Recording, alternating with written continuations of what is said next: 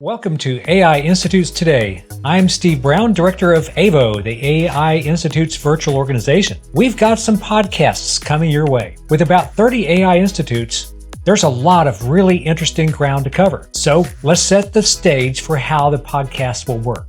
We have started conducting interviews, both in person and online, with the researchers doing the heavy lifting that universities do to develop beneficial AI to solve the tough problems across many sectors. In addition to using our video for podcasts, we'll also be using it for thematic videos, which take a cross-cutting look across the institutes.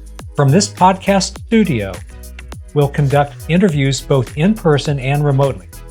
We'll also weave in a lot of interesting video from on-site visits to institutes and the locations where they conduct the research. As I'm recording this intro, I've already visited about a fourth of the institutes, speaking with the researchers ranging from the principal investigators to faculty to the graduate students doing so much of the heavy lifting I noted earlier. Here's just a taste of some of these recent conversations, both in person and remote. AI is disrupting skills and is displacing workers. We want to use AI to help American workers skill, reskill, upskill, very large scale. But we want to do it in a responsible way. We must be able to guarantee data privacy, data security, and data sustainability. Vision is having a healthier society and a healthier planet, more sustainable planet.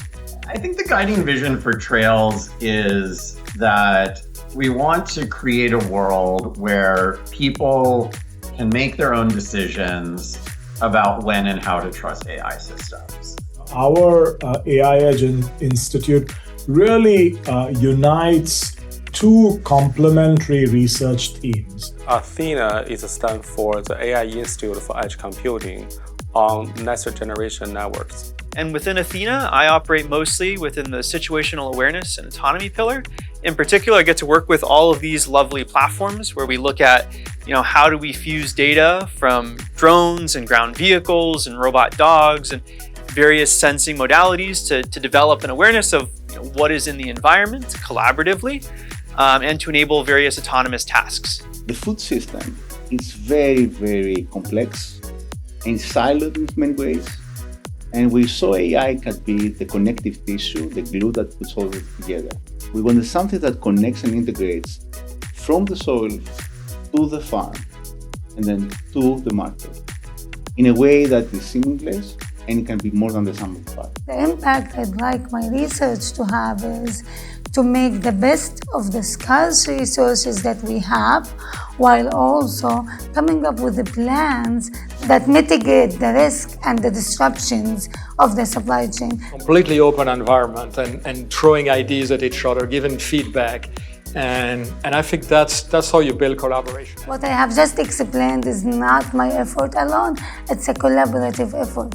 We have a team of PhD students and research faculties that work together to solve these problems in pieces as well as to put the whole picture in one big piece. But I think these camps has been, in my opinion, transformative for many different students across the US. And so I think, as an educator, this is probably one of the most rewarding things that we can do. A particularly fascinating part of narrative-centered learning is how you orchestrate the events in the classroom. So we know that narrative-centered learning environments can be effective both for students as they're learning and in the process of learning, but they can also be a great boon to teachers as teachers are leading, for example, science units in a classroom. An open house here at Wesley Woods would be a day where we're here with researchers, with students in the demo apartment. We show them the technology in action, and that way they get to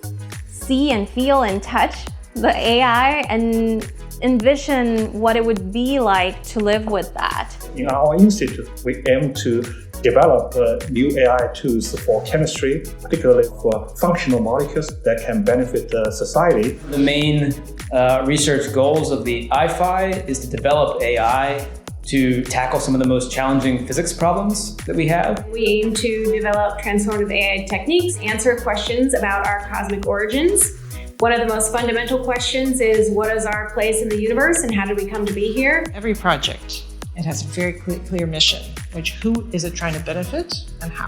We want to make sure that when people are faced with their own personal decision about whether to use AI tools or not, they're in a position where they can make that decision from an informed position.